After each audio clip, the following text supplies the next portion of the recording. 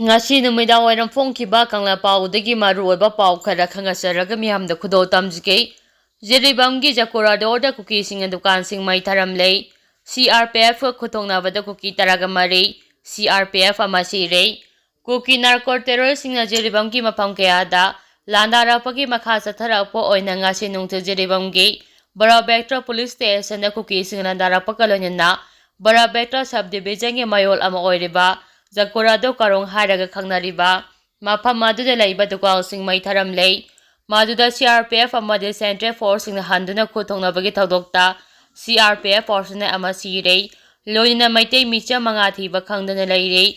khutoknabagi thawdo asi makha chatharakpo oina ngasi nungthil pung 3 khara helakpada Jakurador ge Bekra police mamangda phongna tholakiba Kukimetan singa CRPF khutoknabada CRPF ani soglei Kukimetan taraga mari rom hatkre thengna phangba pawgi matung inna Thiba khangdana lariba micha mangagi manungda ahumdi phangba ngamkhibaga loinana ani amadi mafam khangdri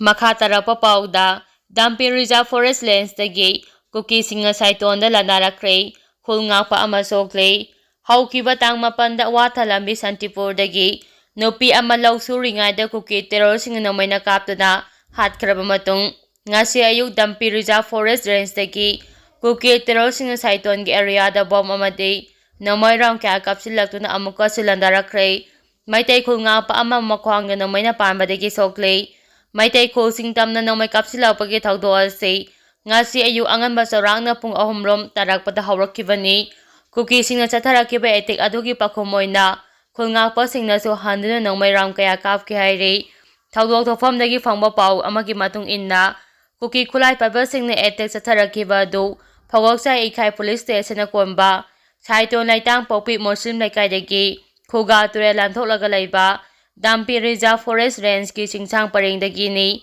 singsang pareng asida Kuki khulai fiber singi bunker matik chane lai haire hariba bunker sing asidagi etek asi chatharakibani haire nomai kapagi pau adu hek phangbaga Bishnupur District Police amadi commando gi kangusing mafam aduda sangsingkre Kuki khulai fiber sing chatharakiba etek aduna maram oiraga Saiton laita popi Muslim laikadi lairamba miyam lanjena kre yumda yokpa sanga amadi nganu yen kaya safagadaba mafamsingda hondokpa ukre haujiksu Kuki khulai fiber singna bom amasuk nomai kapsilakpa leptri haire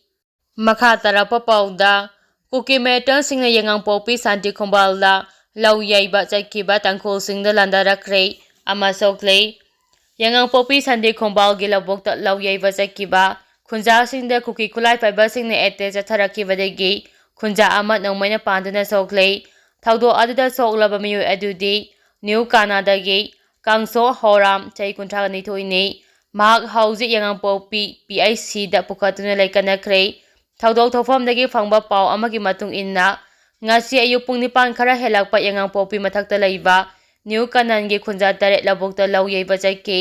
makhoi tare na lau yaina ba tharang tawringaida Yangang popi chingkhonglom dagi Kuki khulai fiber singna khanghauduna nomai round kaya kapsilakki Kuki khulai fiber singna khanghauduna chatharakkiba etek adudagi masa hingnaba miyoy ahum de chentorakpa nanghaudaba miyoy mari aduna mathwaya hingnaba paktharaga lainaki tungda BSF amadi State Force personnel sing changsinduna makhoi mari adu pothorakki lau yaiba aduda yauriba khunja tangkul furukki miyoy ngaktani Thawdo asiga mai lenina police na case number register tawkre amadi asopa adu atopa mafamda puduna makha taba leng chathakre haide Thawdo aduga mai lenina lau yaiba yawa khunja aman hai lau yaiba lochilamda ayukki pung mapa makhairom tabada Kuki khulai fiber sing aduna khanghauguna nomai ram kya kapsilakpani mafam asida ngasi lau yaigani haibase lau mapuna mangjanguna security force da pau pikhibasu lai haina mahangna makha takhe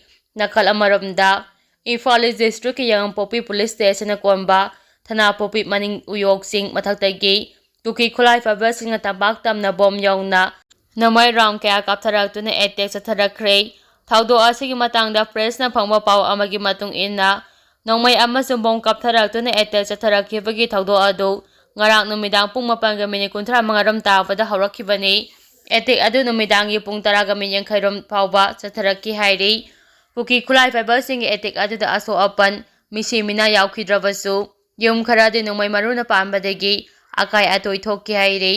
ꯊꯧꯗꯣꯛ ꯑꯁꯤꯒꯤ ꯃꯇꯥꯡꯗ ꯂꯝꯂꯥꯏ ꯀꯦꯟꯗ꯭ꯔ village volunteer ꯐꯣꯔꯁꯀꯤ ꯀꯣ-ꯀꯟꯚꯦꯅꯔ ꯑꯣꯏꯅꯥꯝ ꯑꯣꯀꯦꯟ ꯁꯅꯥꯅ ꯐꯣꯡꯗꯣꯔꯛꯈꯤꯕꯗ ꯏꯝꯐꯥꯜ ꯏꯁ ꯑꯃꯁꯨꯡ ꯀꯥꯡꯄꯣꯛꯄꯤ ꯗꯤꯁꯇ꯭ꯔꯤꯛꯀ ꯂꯣꯟꯅꯕꯗ ꯂꯩꯕ ꯈꯨꯜꯁꯤꯡ ꯑꯁꯤ ꯇꯠꯇꯅ attack ꯇꯧꯔꯛꯇꯨꯅ ꯂꯩꯔꯤꯕ ꯃꯐꯝ ꯑꯃ ꯑꯣꯏꯔꯤꯕꯅꯤ꯫ ꯃꯃꯥꯡꯗ ꯑꯦꯁ.ꯄꯤ. ꯏꯝꯐꯥꯜ ꯏꯁ ꯑꯃꯁꯨꯡ ꯂꯝꯂꯥꯏ ꯑꯦꯁ.ꯁꯤꯒꯤ ꯑꯦꯝ.ꯑꯦꯜ.ꯑꯦ. ꯌꯥꯎꯅ ꯃꯤꯌꯥꯝꯒ ꯄꯨꯟꯅ ꯐꯝꯃꯤꯟꯅꯈꯤꯕꯗ ꯆꯤꯡꯊꯛꯇ ꯁꯦꯀ꯭ꯌꯨꯔꯤꯇꯤ ꯊꯝꯕꯤꯌꯨ ꯍꯥꯏꯖꯈꯤꯕꯗ ꯌꯥꯅꯈꯤꯕ ꯂꯩꯈ꯭ꯔꯕꯁꯨ ꯉꯁꯤ ꯐꯥꯎꯕ ꯊꯝꯗ꯭ꯔꯤ꯫ ꯃꯗꯨꯒꯤ ꯃꯍꯨꯠꯇ ꯉꯁꯤꯁꯨ ꯁꯦꯀ꯭ꯌꯨꯔꯤꯇꯤ ꯐꯣꯔꯁꯁꯤꯡꯅ ꯅꯣꯡꯃꯩ ꯀꯥꯞꯊꯔꯛꯂꯤꯕ ꯀꯨꯀꯤ ꯇꯦꯔꯣꯔꯤꯁꯠꯁꯤꯡ ꯊꯤꯡꯕꯒꯤ ꯃꯍꯨꯠꯇ ꯂꯝꯕꯤ ꯃꯌꯥꯏꯗ ꯀꯦꯁꯄꯔ ꯒꯥꯔꯤ ꯊꯝꯖꯤꯟꯗꯨꯅ ꯃꯤꯆꯝꯁꯤꯡꯗ ꯑꯣꯏꯅ ꯑꯣꯟꯁꯤꯟꯗꯨꯅ ꯀꯤꯍꯟ ꯈꯪꯍꯟꯗꯨꯅ ꯂꯩꯔꯦ ꯍꯥꯏꯔꯤ꯫ ꯃꯈꯥ ꯇꯥꯔꯛꯄ ꯄꯥꯎꯗ ꯂꯥꯟꯖꯦꯟꯅꯔꯛꯂꯕ ꯈꯨꯟꯖꯥ ꯆꯥꯝꯃꯗ ꯅꯨꯃꯤꯠ ꯈꯨꯗꯤꯡꯒꯤ ꯆꯥꯛ ꯄꯤꯖꯔꯒꯅꯤ꯫ ꯂꯝꯂꯥꯏ ꯀꯦꯟꯗ꯭ꯔꯒꯤ ꯃꯅꯨꯡ ꯆꯟꯕ ꯊꯅꯥꯄꯣꯛꯄꯤ ꯈꯨꯜꯗ ꯀꯨꯀꯤ ꯃꯤꯂꯤꯇꯦꯟꯠꯁꯤꯡꯅ ꯂꯥꯟꯗꯥꯔꯛꯄꯗꯒꯤ ꯑꯋꯥꯕ ꯆꯩꯊꯦꯡ ꯐꯪꯂꯤꯕ ꯊꯅꯥꯄꯣꯛꯄꯤ ꯈꯨꯟꯖꯥ ꯆꯥꯝꯃꯔꯣꯝꯗ ꯁꯥꯄꯝ ꯀꯪꯂꯩꯄꯥꯛꯅ ꯅꯨꯃꯤꯠ ꯈꯨꯗꯤꯡꯒꯤ ꯅꯨꯃꯤꯗꯥꯡ ꯆꯥꯛ ꯆꯥꯃꯤꯟꯅꯗꯨꯅ ꯃꯈꯣꯏꯒꯤ ꯑꯋꯥꯕꯗ ꯁꯔꯨꯛ ꯌꯥꯒꯅꯤ ꯍꯥꯏꯅ ꯐꯣꯡꯗꯣꯛꯈ꯭ꯔꯦ꯫ ꯋꯥꯐꯝ ꯑꯁꯤ ꯉꯔꯥꯡ ꯅꯨꯃꯤꯗꯥꯡ ꯀꯨꯀꯤ ꯈꯨꯠꯂꯥꯏ ꯄꯥꯏꯕꯁꯤꯡꯅ ꯂꯦꯞꯄ ꯂꯩꯇꯅ ꯅꯣꯡꯃꯩ ꯑꯃꯗꯤ ꯕꯣꯝ ꯀꯥꯞꯁꯤꯟꯗꯨꯅ ꯑꯋꯥꯕ ꯇꯥꯔꯕ ꯈꯨꯟꯖꯥꯁꯤꯡꯅ ꯊꯦꯡꯅꯔꯤꯕ ꯈꯨꯗꯣꯡꯆꯥꯗꯕꯁꯤꯡ ꯑꯗꯨ ꯌꯦꯡꯗꯨꯅ ꯂꯥꯟꯖꯦꯟꯅꯔꯤꯕꯁꯤꯡ ꯑꯗꯨꯒ ꯎꯅꯕꯗ ꯃꯍꯥꯛꯅ ꯐꯣꯡꯗꯣꯛꯈꯤꯕꯅꯤ꯫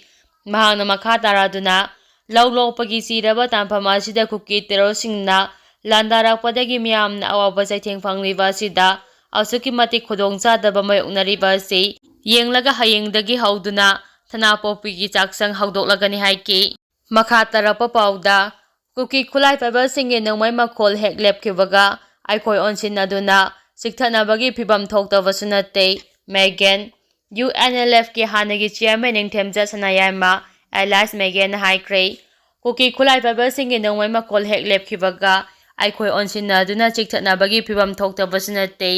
ꯋꯥꯐꯝ ꯑꯁꯤ ꯉꯁꯤ ꯂꯝꯌꯥꯟꯕ N.K. ꯁꯅꯥꯖꯥꯎꯕꯒꯤ 18 ꯁꯨꯕ ꯗꯦꯊ ꯑꯦꯅꯤꯚꯔꯁꯔꯤꯒ ꯃꯔꯤ ꯂꯩꯅꯅ ꯁꯤꯡꯖꯃꯩ ꯋꯥꯡꯃ ꯈ꯭ꯔꯦꯇꯤ ꯂꯩꯀꯥꯏꯗ ꯂꯩꯕ ꯂꯝꯌꯥꯟꯕ ꯑꯁꯤꯒꯤ ꯌꯨꯝꯗ ꯄꯥꯡꯊꯣꯛꯄ ꯊꯧꯔꯝ ꯑꯃꯗ ꯃꯍꯥꯛꯅ ꯐꯣꯡꯗꯣꯛꯈꯤꯕꯅꯤ꯫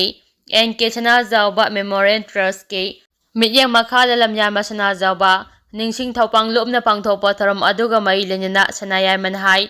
ꯃꯍꯥꯛꯅ N.K. ꯁꯅꯥꯖꯥꯎꯕ ꯈꯪꯈꯤꯕ ꯃꯇꯝ ꯑꯗꯨ ꯏꯟꯇꯤꯒ꯭ꯔꯤꯇꯤ ꯂꯩꯕ ꯑꯆꯨꯝꯕꯒꯤꯗꯃꯛ ꯂꯦꯞꯄꯗ ꯅꯤꯡꯍꯟꯅꯕ ꯂꯩꯇꯕ ꯌꯥꯑꯣꯟꯂꯣꯏ ꯑꯃ ꯑꯣꯏꯅꯅꯤ꯫ ꯃꯇꯝ ꯑꯃꯗ ꯂꯝꯌꯥꯟꯕ ꯑꯁꯤꯒ ꯆꯠꯃꯤꯟꯅꯔꯤꯉꯩ ꯃꯇꯝꯗ ꯈꯣꯡꯂꯣꯏꯁꯤꯡꯕꯨ ꯊꯧꯅꯥ ꯑꯃꯗꯤ ꯂꯧꯁꯤꯡ ꯄꯤꯕ ꯉꯝꯕ ꯃꯤꯠꯌꯦꯡ ꯁꯥꯟꯕ ꯂꯨꯆꯤꯡꯕ ꯑꯃ ꯑꯣꯏꯈꯤ꯫ ꯍꯧꯖꯤꯛ ꯃꯅꯤꯄꯨꯔꯗ ꯂꯥꯜ ꯇꯥꯔꯛꯇꯨꯅ ꯂꯝꯗꯝ ꯑꯁꯤꯕꯨ ꯃꯆꯦꯠ ꯇꯥꯅ ꯊꯨꯒꯥꯏꯅꯕ ꯍꯣꯠꯅꯗꯨꯅ ꯇꯪꯗꯨ ꯂꯩꯇꯥꯗꯕ ꯐꯤꯚꯝ ꯑꯃ ꯃꯥꯌꯣꯛꯅꯔꯤꯕ ꯑꯁꯤꯗ N.K. ꯁꯅꯥꯖꯥꯎꯕꯒꯨꯝꯕ ꯂꯨꯆꯤꯡꯕ ꯑꯃꯒꯤ ꯊꯣꯏꯗꯣꯛꯅ ꯃꯊꯧ ꯇꯥꯏ꯫ ꯍꯧꯖꯤꯛ ꯑꯩꯈꯣꯏꯒꯤ ꯂꯝꯗꯝ ꯑꯁꯤꯗ ꯂꯨꯆꯤꯡꯕ ꯋꯥꯠꯄꯒꯤ ꯑꯆꯧꯕ ꯃꯃꯤ ꯇꯥꯗꯕ ꯅꯠꯇꯦ꯫ ꯀꯨꯀꯤ ꯈꯨꯠꯂꯥꯏ ꯄꯥꯏꯕꯁꯤꯡꯒꯤ ꯅꯣꯡꯃꯩ ꯃꯈꯣꯜ ꯍꯦꯛ ꯇꯥꯕꯒ ꯑꯩꯈꯣꯏ ꯃꯁꯦꯜ ꯆꯨꯁꯤꯟꯅꯗꯨꯅ ꯆꯞ ꯆꯥꯕ ꯄꯥꯎꯈꯨꯝ ꯄꯤꯔꯤ꯫ ꯑꯗꯨꯃꯛꯄꯨ ꯅꯣꯡꯃꯩ ꯃꯈꯣꯜ ꯂꯦꯞꯈꯤꯕꯒ ꯑꯩꯈꯣꯏ ꯃꯁꯦꯜ ꯑꯣꯟꯁꯤꯟꯅꯗꯨꯅ ꯆꯤꯡꯊꯠꯅꯕꯒꯤ ꯊꯧꯑꯣꯡꯁꯨ ꯆꯠꯊꯗꯕ ꯅꯠꯇꯦ꯫